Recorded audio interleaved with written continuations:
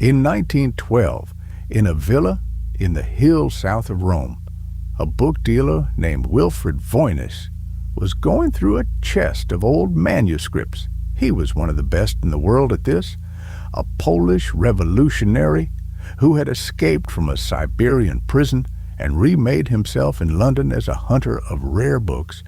Voynich could read the age of a page at a glance, the hand, the ink, the fashion of the binding. The Jesuits at the Villa Mondragon were quietly selling off part of their old library, and he had come to buy. Most of what he saw that day, he would have understood instantly. And then he opened one small, plain, unpromising volume. And for the first time in his life, he could not read a single word of it. It was not that the language was foreign. Voynich knew a dozen languages and could place a dozen more. This was something else. The book was full of writing, page after page of a flowing, confident script, running left to right in neat lines, and the script belonged to no alphabet on earth. Around the words grew drawings of plants that do not exist, stars that matched no sky, and small naked women bathing in rivers of green. He bought it, and he spent the rest of his life trying to prove it was the secret work of a medieval genius. He failed. So did everyone who came after him. For more than a century now, the finest codebreakers of 2 world wars, the men who cracked the ciphers of empires, and every computer we have since built, have thrown themselves at this book. Not one of them has read a word of it. This is the history of the Voynich Manuscript, but it is not the story of what it said, because nobody knows what it says. It is the story of the one thing about it that can be read, not the words, the object, the skin, the ink, the paint. So set the mystery of the words aside for a moment and simply pick the thing up. It is small. It would sit in 2 hands, about 23 centimeters tall, 16 wide, and 5 thick, roughly the size of a modern hardback. It runs to around 240 pages, and it is heavier than it looks, because it is not made of paper. Paper existed in Europe when this book was made. Whoever made it did not use it. Every page is vellum, animal skin scraped and stretched and cut, the most expensive writing surface of the medieval world. Open it, and it does not behave like an ordinary book. Some of the pages unfold. There are leaves that open out into wide panels, double, triple, one of them unfolding to 6 times the size of a normal page. Great fold-out diagrams stitched into the binding. Whoever commissioned this wanted room. They wanted a book that could open into something larger than itself. And on every surface 2 things: writing in a brownish ink in that unreadable script, and drawings filled in with paint, blue, green, red, brown, ochre, a dull yellow.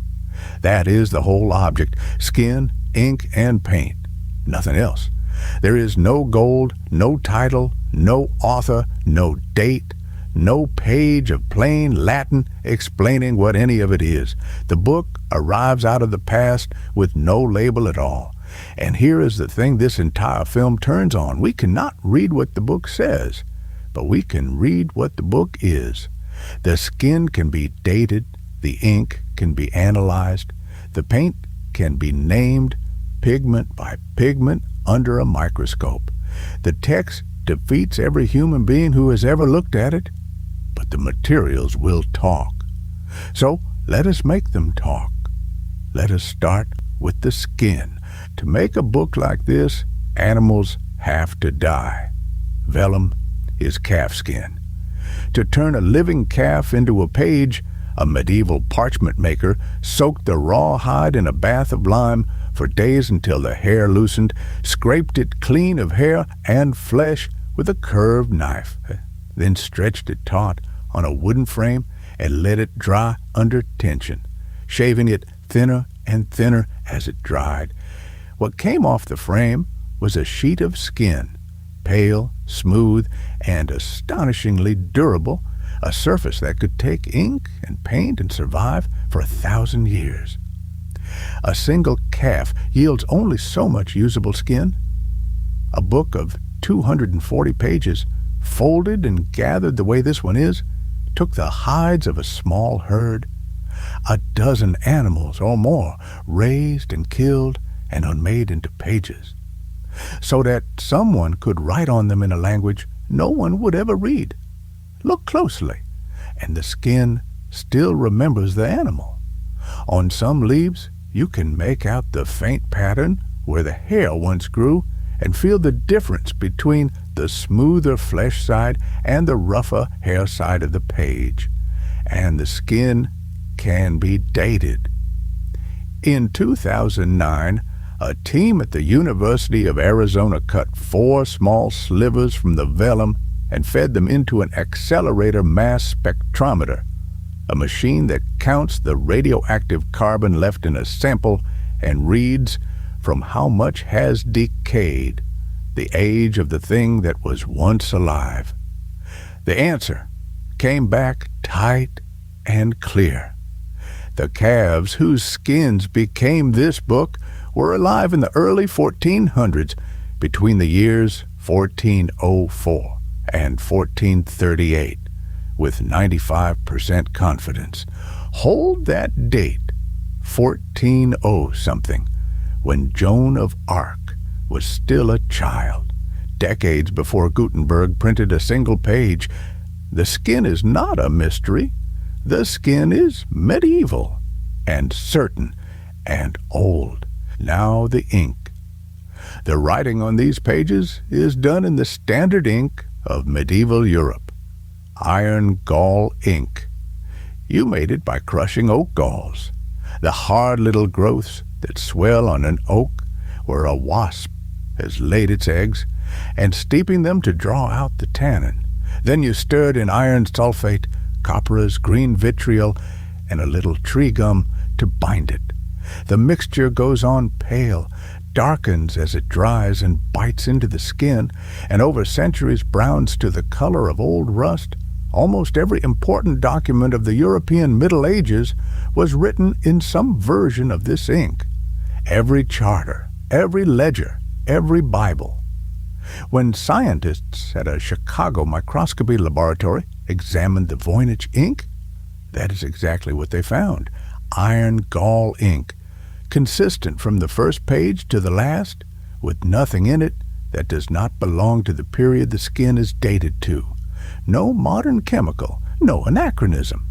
The ink matches the skin, and the ink tells us something the skin cannot. It tells us about the hand. Look at the way the text sits on the page.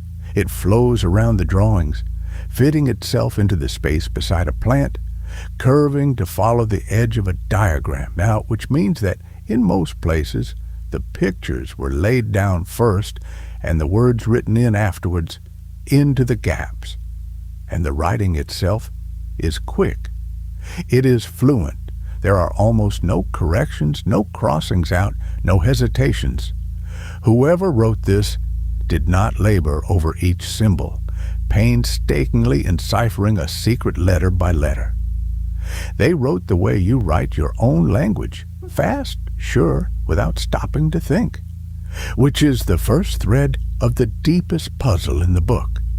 This is the hand of a person writing fluently, confidently in something, and we cannot say what. Then the color. Someone went through this book with a brush and laid down paint.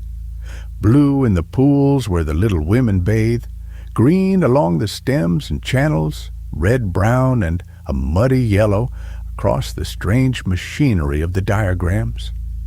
And when the microscopists identified those pigments, they found once again nothing that breaks the spell of the date. The blue is azurite, a soft blue mineral ground from copper ore, one of the commonest blues in the medieval painter's workshop. The red-brown is red ochre, which is nothing more exotic than iron rust, the oldest pigment humanity owns, the color of the cave walls at Lascaux. The green is a copper green, the kind that grows when copper corrodes. Every color in the book is a mineral a 15th century painter would have had within arm's reach, prepared by recipes that were already old. There is not one pigment in the entire Voynich Manuscript that had not been in common use for centuries when the skin was made, but the paint carries a small, strange clue of its own. In places, it is careless. It slops over the lines. It is cruder than the fine drawings beneath it, as though the pictures had been done by a careful hand and colored in later by a rougher one. Perhaps someone else, perhaps years afterward. Some of the paint may not be original to the book at all, so stand back and take stock of what the materials have said. The skin is genuine early 15th century vellum. The ink is genuine medieval iron gall ink. The paint is a genuine medieval palette. Every physical thing about this object is exactly what it appears to be: real, old, and honest. Everything, that is, except the one thing the object was made to do: carry words, because the words are where the honesty ends. The script has a name now: Voynichese, and by nearly every measure we can throw at it, it looks like a real writing system. It uses a small alphabet, somewhere between 20 and 30 distinct characters, some of them elegant, some like nothing else ever written by a human hand. The characters join into what are plainly words, divided by spaces. The words gather into paragraphs. It reads at a glance exactly like a page of ordinary language, and when you measure it, the illusion only deepens. Feed the words through the statistics that linguists use, and Voynichese obeys the same deep laws that real languages obey. The most common word turns up about twice as often as the next most common, and so on down the list. The same lopsided curve you find in English, in Latin, in Chinese. This is not the fingerprint of random gibberish. Random text does not do this. But push a little harder and it starts to behave wrongly. It is too regular. Its words are built to a rigid template, a beginning, a middle, and an end, each governed by strict rules about which characters are allowed where, so that the language carries far less surprise, far less information per letter than any real human tongue. Words repeat and repeat and repeat more than any natural language permits. Some words appear only in one section of the book and nowhere else in it, and a codebreaker named Prescott Currier discovered that the manuscript is not even written in a single system, but in two distinct statistical languages, which he called simply A and B, used in different parts of the book, perhaps by two different scribes. So it looks like language. It obeys the laws of language, and it is like no language that has ever existed. That is the trap. And for 100 years, the finest minds we have sent at it have walked straight in. The pictures only make it stranger, because the manuscript is plainly organized. It is built like a reference book of its age, a compendium of natural knowledge, and it falls into sections you can sort by their drawings alone without reading a word. Nearly half of it is a herbal, page after page of plants, each with its roots, its stem, its leaves and flowers, drawn in the exact manner of the medieval books that told a physician which herb to gather and how to use it. Except that the plants are wrong. Botanists have combed these pages for a century, and almost none of the plants can be matched to anything that grows on Earth. They are plausible, they are detailed, and they appear to be invented. Then comes an astronomical section full of circles, suns, moons, and stars, wheels of them, ringed with what look like the signs of the zodiac. But The constellations answer to no sky we can find. Then the strangest part of all, a section scholars politely call balneological, to do with bathing. It is crowded with small naked women standing in green pools and troughs, linked to one another by a plumbing of tubes and channels, as though the book had opened onto the inside of a living body or a dream. Nobody knows what it means. There is a great fold-out chart of 9 circular islands joined by causeways and dotted with little castles. There is a pharmaceutical section of jars and cut roots, like the shelf of an apothecary, and there are pages that are almost pure text, each short paragraph tagged with a star, like a long list of recipes for something we will never be able to cook. It has the whole shape of a book that explains the world. Every part of it looks deliberate. It behaves like knowledge, and it does not surrender one single fact. So people tried to break it. Not cranks, or not only cranks. The very best in the world, the greatest of them, was William Friedman, the man who all but invented American code breaking, whose team cracked the Japanese diplomatic cipher in the Second World War in one of the supreme feats in the history of the craft. Friedman was haunted by the Voynich Manuscript for more than 30 years. He gathered study groups of professional crypt analysts and set them on it in their off hours during the war and long after it. And after 3 decades, the man who could read the secret traffic of empires gave up. His considered conclusion was not a translation. It was that the book might be written in an invented language, an artificial tongue, built from scratch on some philosophical plan, which is a cryptanalyst's honest way of confessing that he cannot find the key. He was in good company, an early claim by a scholar named William Newbold, who said he had found tiny secret marks hidden inside each letter, collapsed when another codebreaker demonstrated that the marks were nothing but the natural cracks in aged ink. Every generation, someone announces the answer. Every generation, it falls apart. And then came the machines. The Voynich Manuscript has been fed to computers for decades now. Its every character cataloged, transcribed, and run through the full arsenal of modern computational linguistics and, lately, artificial intelligence. The same kind of tools that now translate between 100 human languages in an eye blink have been aimed squarely at this one small book. They have found patterns. They have found structure and statistics and maddening hints of sense. They have not found meaning. The most powerful pattern-finding engines ever built have joined the long procession of the defeated, and the book keeps its secret from Silicon exactly as it kept it from the codebreakers. To find where the book comes from, you follow it backwards, hand to hand, into the dark. The trail is written on the manuscript itself and in the letters that once traveled with it.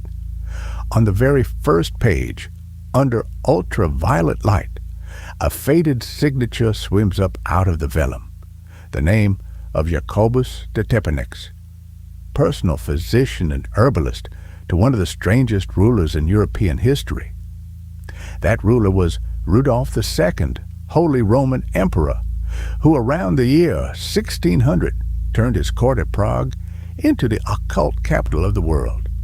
Rudolf collected wonders, clocks, monstrosities, paintings, relics, and he collected alchemists and astrologers, pouring fortunes into the hunt for the philosopher's stone and the hidden machinery of nature. And a letter that surfaced with the manuscript records that Rudolf paid for this one book, the sum of 600 gold ducats, a staggering price, the cost of a fine house, for a book that even then not a soul could read. After the emperor, it passes to men on the edges of that court, to an alchemist in Prague named Georg Baresch, so tormented by the useless riddle sitting on a shelf that he copied out pages and mailed them to the most famous scholar in Europe, a Jesuit named Athanasius Kircher in Rome, begging for a translation. Kircher, who boasted that he had decoded the Egyptian hieroglyphs, wrongly as it turned out, could make nothing of it either. And in 1665, the book itself was sent to Kircher, carried with a letter from its last private owner, passing along a rumor that it had been written 4 centuries before by the medieval English friar Roger Bacon. Then it sank into the archives of the Jesuits for 250 years, until a chest was opened in a villa near Rome, and a book dealer could not read a word, which raises the possibility that everyone sooner or later arrives at. What if there is nothing to read? What if the whole thing is a fraud, an elaborate book of beautiful nonsense built to be sold? It is not a foolish idea. Rudolph's Prague crawled with confidence men who fed on the emperor's hunger for hidden knowledge, and 600 gold ducats is exactly the sort of prize that inspires a forgery. A favorite suspect is Edward Kelly, an English adventurer and self-styled alchemist at the Prague court, a documented swindler with the imagination for it. And in 2004, a British researcher named Gordon Rugg showed that the thing could actually be done using a simple 16th century tool, a slotted card slid across a table of invented syllables. He manufactured fake text that mimicked some of Voynichese's eerie statistical fingerprints, meaningless, mechanical, and convincing, a recipe for a book that says nothing and sells for a fortune. But here, the materials come back, and here's why they matter more than any theory. A forgery aimed at Rudolph around the year 1600 would have been written on skin from around the year 1600. This skin is 2 full centuries older, and the rival idea that a modern forger, Voynich himself perhaps, faked the entire thing to sell, dies on the same evidence. You cannot fake a radiocarbon date. You cannot buy in 1912 a dozen calfskins that were slaughtered in the early 1400s and left conveniently blank for 500 years waiting for your pen. The vellum is real. The ink is period. The hand runs fluent and unhesitating, the flow of someone who knew exactly what they were doing. So even the hoax theory runs aground on the object. If the Voynich Manuscript is a book of nonsense, then it is a book of medieval nonsense, written fluently in real medieval ink, on real medieval skin 600 years ago. The forgery, if that is what it is itself a genuine antique, and still they come, the solvers. Since Voynich first carried the book out of Italy, barely a few years have gone by without someone, somewhere, announcing that they have finally cracked it. It has been declared a Latin shorthand of medical abbreviations. It has been declared a lost tongue that one man christened Proto-Romance, a language other scholars gently pointed out that is not actually a thing. It has been read as Hebrew run backwards, as a coded Turkish, as the diary of a heretic sect, as the herbal of a lost civilization, as the plants of the New World a full century before the New World was found. Each announcement follows the same arc. A headline: the world's most mysterious book, decoded at last. A theory that explains a page or two. And then the experts look closely, and it dissolves, because A method flexible enough to read this book one way can be bent to read it any way, and a solution nobody else can check is not a solution at all. In 2016, Yale University, which has held the manuscript since 1969, published every page of it in full color so that anyone alive could try their hand. The crowd swelled. The theories multiplied. The book stayed exactly as unread as before. There is something almost cruel in how evenly it defeats people. It humbles the amateur and the professional alike, the linguist and the physicist and the machine, with perfect indifference. It offers just enough structure to convince you it can be solved, and then it shuts. It is the perfect mirror. Everyone who stares into it sees the shape of their own theory reflected back, and not one of them sees the bottom. 100 years of the finest effort we can muster, and the single honest sentence anyone can say about the words of the Voynich Manuscript is this: we do not know. So come back at the end to the thing itself. Lying in its climate-controlled case at Yale, we have learned an extraordinary amount about it. We can tell you the years the calves died. We can name the wasp galls crushed into the ink and the ground blue stone in the paint. We can tell you that the drawings came before the writing, that two hands may have shared the labor, that the color was brushed in carelessly and perhaps late. We can reconstruct the emperor who bought it and the price he paid, and the alchemist who mailed its pages across Europe in despair. Every material fact of this book has surrendered itself to us. And the one thing it was actually made for, to carry a message from one mind into another, remains as sealed as the day the ink dried. We can read the skin, we can read the ink, we can read the paint. We cannot read the book. Think about what that means. Everything has survived except the meaning. The physical object has outlasted its own words, has outlasted perhaps the very possibility of ever knowing whether there were words at all, or whether some patient, brilliant hand simply filled 240 pages of real vellum with deliberate, beautiful nothing. Wilfred Voynich died still certain that there was a genius behind it. Perhaps there was. Perhaps a mind of astonishing strangeness locked something real inside those pages, and the key is merely lost. Or perhaps the great secret of the Voynich Manuscript is that there is no secret, only skin and ink and paint, arranged to look like knowledge forever. Either way, the object will outlast us too. Unread, in the dark, keeping its silence, we went to it, asking what the book says. All we have ever found is what it is.